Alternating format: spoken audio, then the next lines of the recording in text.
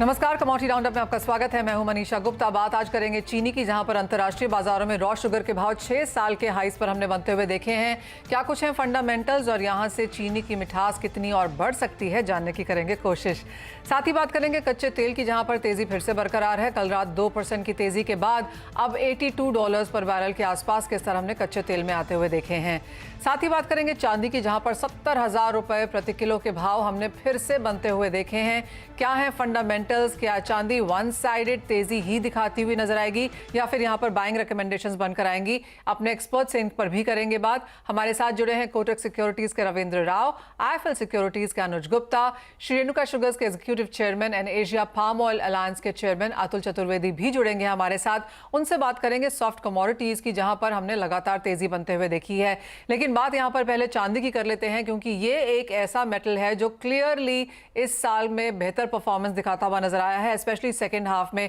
कुछ मुनाफा वसूली इस वक्त आपकी स्क्रीन पे यहां, लेकिन अब भी बहुत दूर नहीं है 70,000 से, जो कि हमने हाईज बनते हुए देखे हैं। इस साल के अगर हाईज की बात करें तो 73,000 तक का हाई हमने बनता हुआ देखा है, तो क्लियरली अपने higher side of the range पर फिर से कारोबार। रविंद्र, कैसे देखेंगे आप? शुगर क्लियरली ट्रेंड करती हुई दिख रही है, ट्विटर पे भी ट्रेंड कर रही है, बाजार में भी ट्रेंड कर रही है, खरीदारी भी लोग काफी कर रहे हैं, भारत में इंपोर्ट्स भी रिकॉर्ड हाईज पर हैं। इन करंट लेवल्स पे चांदी में क्या करना चाहिए? मनीषा, मेरे हिसाब से प्रेशियस मेटल्स में अभी भी एक पॉजिटिवनेस कंटिन्यूड है। हालांकि थोड़ा सा आई वुड से कि थोड़ा सा एक एक पॉज आया है मोमेंटम में। अगर आप देखें तो एक साइडवेज रेंज हो चुका है अभी इन द शॉर्ट टर्म, क्योंकि ईयर एंड है और कोई मेजर ट्रिगर्स नहीं है मार्केट में। लेकिन हमने परसों के सेशन में देखा, जब भी बैंक ऑफ जापान ने जो अपना जो उनका जो डॉविश स्टैंड है उसे थोड़ा सा उससे चेंज हुए थे, उनका उनका जो स्टांस था। तो उस वजह से हमने एक अपमूव देखा था। गोल्ड में $1825 के पास फिर से आया। सिल्वर में भी हमने एक पॉजिटिव मोमेंटम देखा है। तो मेरे हिसाब से market is waiting for triggers. अगर कोई भी पॉजिटिव ट्रिगर आता है तो that might be supportive for gold silver both. Dollar index की बात करें तो डॉलर इंडेक्स भी एक 252 डे मूविंग एवरेज सपोर्ट पर है, 103.50 का। और अभी एज ऑफ नाउ, जैसे मैंने बताया कि इट्स हॉलीडे सीजन, तो कोई मेजर ट्रिगर नहीं है मार्केट में। आज Q3 जीडीपी के आंकड़े आएंगे यूएस से। आई think that will be very very crucial, क्योंकि कल के जो कंज्यूमर कॉन्फ्रेंस डेटा आया था वो भी काफी पॉजिटिव आया था। एक्सपेक्टेशन वाज अराउंड 101.3 और 108 का नंबर प्रिंट आया था। तो वो कहीं ना कहीं गोल्ड के जो अपमूव है उसे थोड़ा सा उसने डीरेल कर दिया है, क्योंकि कल हमने 1833 का लेवल भी देखा था कॉमेक्स गोल्ड पे। और इवन सिल्वर में आई थिंक एक एक एक पॉज आया है। तो मेरे हिसाब से overall sentiment is still positive. मेरे हिसाब से it is still buy in dip market both the precious metals. और अगर सिल्वर स्पेसिफिक अगर बात करें तो आई थिंक सिल्वर में deficit is is near the decade high expectation जो है। और इसकी डिमांड भी काफी अच्छी है। अगर हम ग्रीन एनर्जी की बात करें या फिर ईवीज की बात करें, तो मेरे हिसाब से ओवरऑल सिल्वर के लिए 2023 शुड बी क्वाइट गुड। हो सकता है कि थोड़ा बहुत करेक्टिव मूव्स आए, क्योंकि it's high beta commodity. But मेरे हिसाब से इनिशियल जो सपोर्ट है वो अराउंड $20 to $50 का है। मेरे हिसाब से वो एक अट्रैक्टिव बाइंग जोन होगा। और अगर एमसीएक्स की बात करें तो एमसीएक्स में any dip towards 68,000 67,000 is a very good short to medium term buying opportunity. 70,500 के आसपास I think it should take a pause इस साल की अगर बात करें। और हो सकता है कि फर्स्ट क्वार्टर 2023 में फिर से इसमें एक रिजम्पशन आए अपसाइड मूव की। और पॉसिबिलिटी है कि फर्स्ट क्वार्टर में भी माइट सी समवेयर अराउंड 74-75,000। तो मेरे हिसाब से बाई इन डिप की मार्केट है। कोई भी करेक्टिव डिप आता है तो one should be long in silver gold both. Okay. तो सिल्वर और गोल्ड दोनों पर ही डिप्स पर बाय करके चलना चाहिए। लेकिन सिल्वर पर तो स्पेसिफिक लेवल्स आपने रविंद्र दिए ही हैं। गोल्ड पर भी जब आप कहते हैं डिप्स पे बाय करना चाहिए, तो वो एग्जैक्ट लेवल या वो कौन सा बेहतर लेवल होगा जहां पर एंट्री लेनी चाहिए, या फिर जहां आप देखते हैं कि थोड़ी बहुत करेक्शन आई तो वो लेवल्स हो सकते हैं एंट्री के लिए बेहतर? दीपाली, मेरे हिसाब से गोल्ड में I would wait for $1825 to reach sustainably, क्योंकि मैं लास्ट 2 वीक से कह रहा हूँ। और अगर आप देखें तो एग्जैक्टली 1825 1830 का जो जोन है वो एक डबल टॉप जोन बन चुका है। और अगर वो निकल के उसके ऊपर सस्टेन करता है तो I am seeing gold straight away going to 1884 $1885 initially, जो कि 1900 के काफी क्लोज रहेगा। और अगर एमसीएक्स की बात करें तो एमसीएक्स में I think that would turn to somewhere around 56,500 approx. तो मेरे हिसाब से या तो इस ब्रेकआउट पे बाय करना चाहिए, और इसके लिए कोई मेजर ट्रिगर रहेगा। हो सकता है कि आज का जीडीपी डेटा अगर थोड़ा सा खराब आए तो दैट माइट सपोर्ट गोल्ड। और जैसे मैंने बताया कि डॉलर इंडेक्स भी 252 डे मूविंग एवरेज के सपोर्ट पे है 103.50। उसके नीचे अगर ये क्लोजिंग आ जाता है तो I think then we are set for another leg of rally in gold prices. और अगर एमसीएक्स स्पेसिफिक बात करें तो एमसीएक्स में खरीदारी आई थिंक 55 200 250 के ऊपर ब्रेकआउट अगर आता है तो करना चाहिए, या फिर लोअर लेवल पे मेरे हिसाब से थोड़ा सा एक करेक्टिव मूव के लिए वेट करना चाहिए टुवर्ड्स 54,000 या फिर 53,800। वो एक अच्छा जोन होगा क्योंकि रिस्क रिवॉर्ड मैच हो सकता है। लेकिन अगर ब्रेकआउट हो गया तो मुझे लगता है कि थोड़ा डिफिकल्ट है इतना नीचे आने का, और उससे पहले there is a possibility it might go up till 56 तो ऑल आइदर राइट। 1825 1830 डॉलर्स के ब्रेकआउट पे बाय करना चाहिए, या फिर डिप आता है again toward 1780 which is a support. और अगर एमसीएक्स की बात करें तो अराउंड 54,000 ऑड लेवल, वहां पे एक बार बाइंग इनिशिएट किया। ऑल राइट, सोने और चांदी दोनों में यहाँ पर खरीदारी करनी है। चांदी ने क्लियरली आउट परफॉर्म किया है अगर आप दोनों ही परफॉर्मेंसेस को यहाँ पर देखें, और एक कैचअप हमने यहाँ पर आता हुआ देखा, और माना यह भी जा रहा है कि चांदी यहाँ पर सोने को बीट कर सकती है रिटर्न्स में अगले साल के लिए भी। लेकिन एक जो missing piece of the puzzle यहाँ पर अनुज है वो ये कि अगर हम ग्लोबल ईटीएफ्स की बाइंग देखें तो वो क्लियरली यहाँ पर एब्सेंट है, मिसिंग है। फिजिकल बाइंग अच्छी खासी है लेकिन ईटीएफ में अभी भी भरोसा कम है। Manisha ji good morning. देखिए ईटीएफ में जब से हमने देखा कि एक लॉकडाउन ओपन हुआ पूरे इकोनॉमी में, तो उसके बाद से ईटीएफ में हमने आउटफ्लो देखा। मगर उसके बावजूद अगर आप फिजिकल डिमांड देखेंगे, चाहे ऑटोमोबाइल्स में देखें चाहे आप बार्स में देखें, इस बार अगर हम देखें तो ऑलमोस्ट 18 से 19% सिल्वर के बार्स के अंदर आपको कॉइन के अंदर खरीदारी देखने को मिली है। वहीं अगर आप ऑटोमेटिक सेक्टर की बात करेंगे तो वहां भी करीबन 15 से 20% की तेजी फिजिकल डिमांड में आती हुई दिखाई दी है। तो कहीं ना कहीं जो डिमांड साइड है वो इस बार अगर देखें तो ईटीएफ के मुकाबले फिजिकल में आपको काफी डिमांड देखने को मिली है। फ्यूचर्स के अंदर हमने काफी अच्छा मोमेंटम आते हुए देखा है। तो कहीं ना कहीं ईटीएफ की डेफिनेटली जो डिमांड है वो कम रही है, मगर उसके बावजूद फिजिकल के अंदर हमने काफी अच्छी डिमांड बढ़ती हुई देखी, जो कि इंडिकेट कर रहा है कि आगे चलकर जो डिमांड साइकिल है वो काफी स्ट्रांग रहेगी फिजिकल मार्केट में। बेसिकली अगर हम देखें तो इंडस्ट्रियल साइड से और ऑटोमेटिव साइड से काफी ज्यादा डिमांड हमने इस साल में आती हुई देखी है। हमें लगता है कि ओवरऑल जो इंडस्ट्रियल डिमांड है वो 20 से 25% आपको अगले साल भी बढ़ती हुई देखने को मिल सकती है, तो जो कि सिल्वर के लिए एक पॉजिटिव फैक्टर हो सकता है। और जिस तरीके की हमने रिकवरी यहाँ पर आती हुई देखी है, एक्सपेक्टेड है कि आने वाले समय में सिल्वर के प्राइसेस में आपको और एक तेजी का ट्रेंड बनता हुआ दिखाई देगा। ओके, चलिए, तो ये तो व्यू हुआ सोने चांदी पर और प्राइसेस पर, आपकी स्ट्रैटेजीज पर। एक ब्रेक के लिए यहाँ पर रुक रहे हैं। जब वापस लौटेंगे तो एग्री स्पेस पर तो फोकस करेंगे ही, लेकिन खास तौर से चर्चा करेंगे शुगर की और सोयाबीन की, जहाँ पर प्राइसेस सर्ज होते हुए दिखाई दिए इंटरनेशनल और घरेलू बाजार में। क्या ट्रिगर्स हैं और कैसे नंबर्स दिख रहे हैं यहाँ से गोइंग फॉरवर्ड, उस पर करेंगे फोकस। अतुल चतुर्वेदी हमारे साथ बने हुए हैं। तो वापस आते हैं क्विकली ब्रेक के बाद।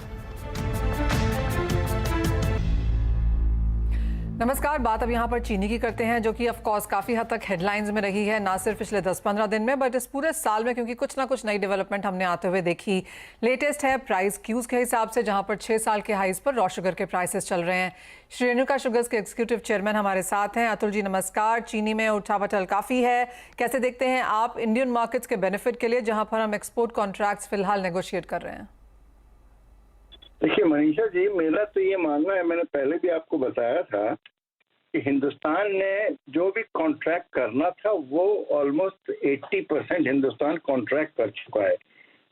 विच मीन्स अगर 6 मिलियन टन का हम लोगों का जैसे एक्सपोर्ट का अभी एलोकेशन दिया है गवर्नमेंट ने, मैं समझता हूँ 4.5-5 मिलियन टन का ऑलरेडी कॉन्ट्रैक्टिंग हो चुकी। तो अगर हिंदुस्तान को फायदा मिलेगा भी तो वो लास्ट माइल जो है 1-1.25 मिलियन टन के ऊपर मिलेगा। But what is disturbing is कि अभी भी फिजिकल एक्सपोर्ट हिंदुस्तान से काफी म्यूटेड है।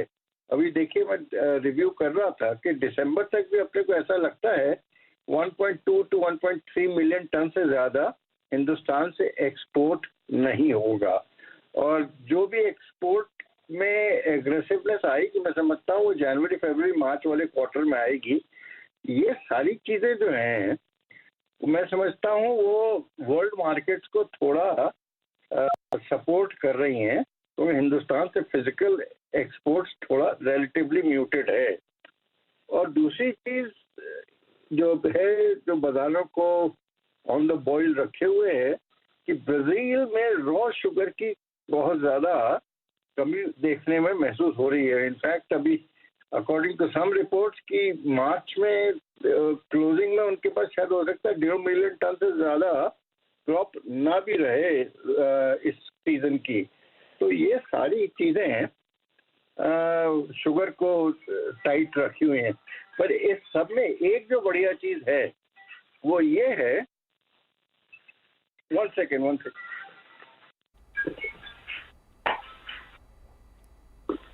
इस सब में एक चीज जो अच्छी है वो ये है कि हिंदुस्तान के अंदर स्टॉक की कोई कमी नहीं है।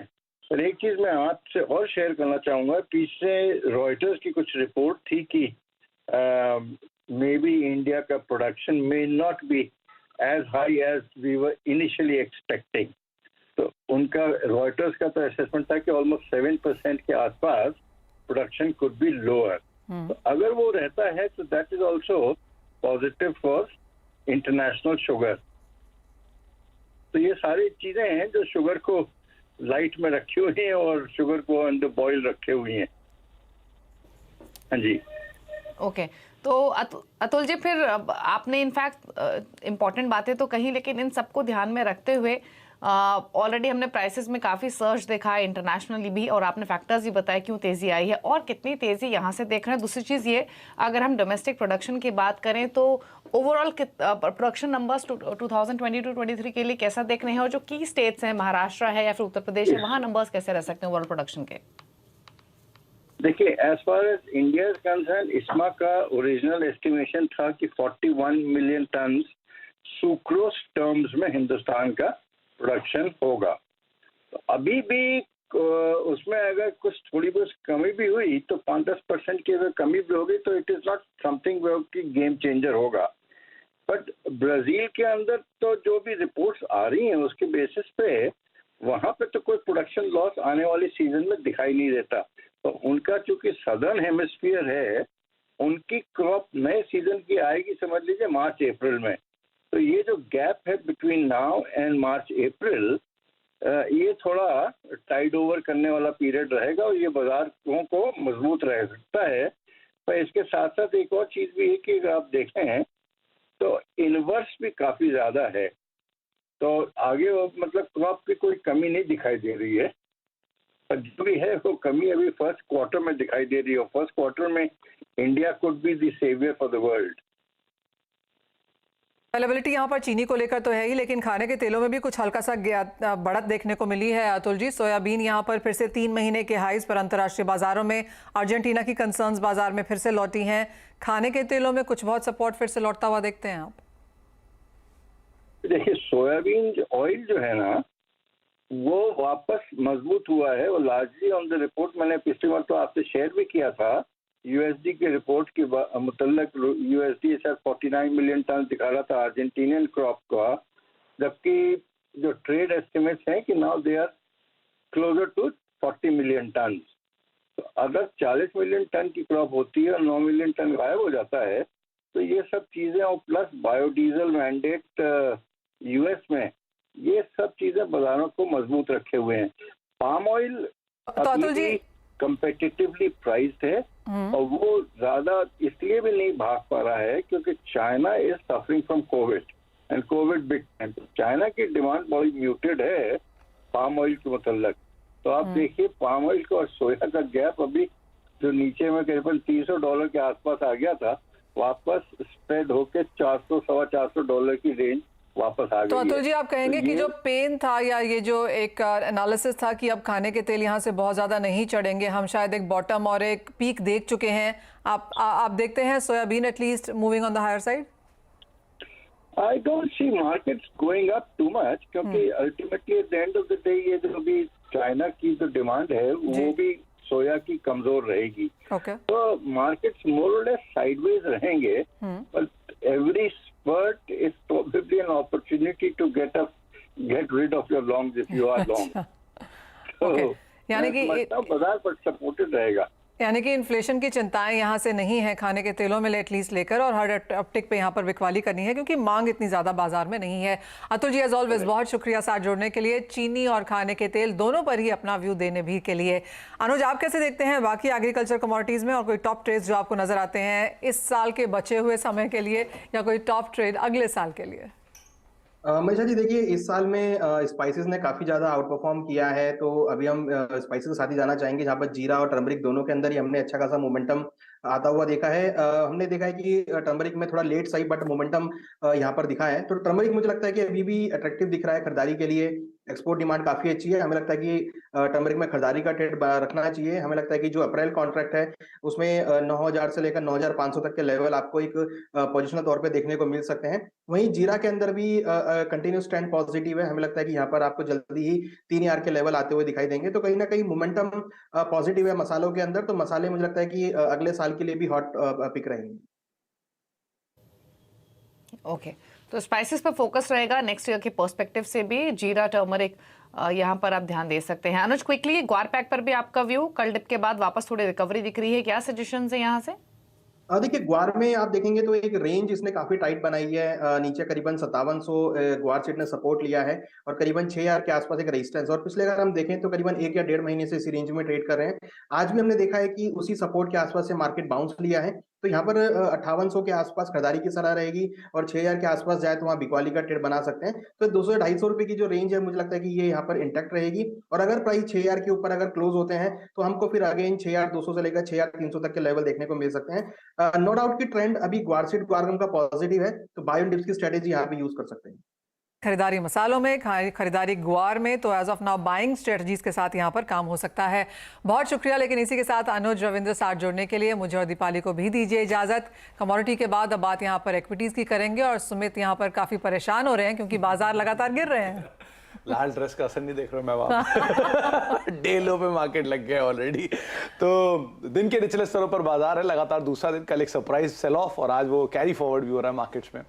लेट्स सी अब सेकंड हाफ कैसा रहता है। एक इंपॉर्टेंट मीटिंग भी आज 3:30 बजे, पीएम उसे उन सब देख रहे सिचुएशन कैसी है कोविड की, तो उसको लेकर भी बातचीत होगी। छोटे से ब्रेक के लिए रुक रहे हैं, ब्रेक के बाद लौटते हैं, मार्केट से बातचीत करते हैं।